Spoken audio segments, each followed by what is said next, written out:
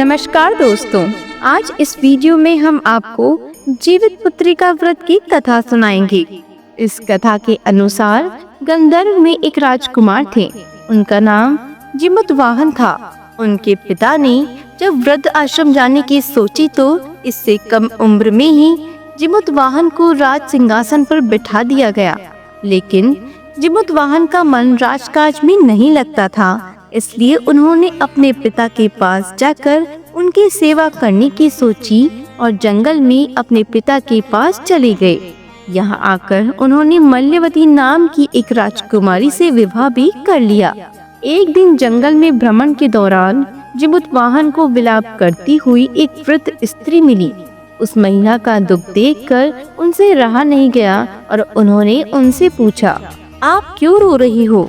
वृद्ध स्त्री ने बताया कि मैं नागवंश की स्त्री हूँ और मेरा एक ही पुत्र है, पर पक्षीराज गरुड़ के सामने प्रतिदिन खाने के लिए एक नाग सौंपने की प्रतिज्ञा हुई है, जिसके अनुसार आज मेरे पुत्र के जाने का दिन है। शंखचूड़ मेरा इकलौता पुत्र है। अगर शंखचूड़ की बलि चढ़ गई तो मैं किसके सहारे अपना जीवन व्यतीत करूंगी? यह सुनकर जिमूतवाहन का दिल पसीज उठा। उन्होंने कहा, मैं आपके पुत्र की प्राणों की रक्षा करूंगा। उन्होंने कहा, आपके पुत्र की जगह मैं चला जाऊंगा। जब पक्षीराज गरुड़ वहां पहुंचे तो उन्होंने जिमूतवाहन को अपने पंजों में दबोचकर पहाड़ के शिखर पर जाकर बैठ गए।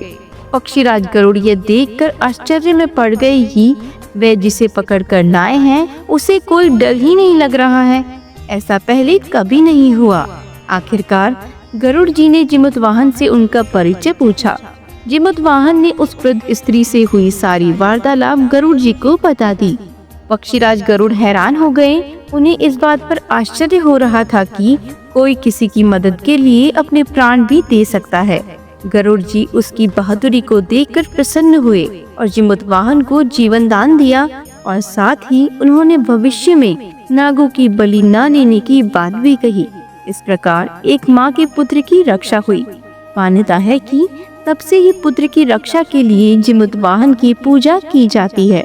हे जिमूतवाहन भगवान, जैसी कृपा आपने जिमूतवाहन पर की, वैसी ही आपका व्रत करने वाली इस कहानी को कहने और सुनने वाले सभी पर करना।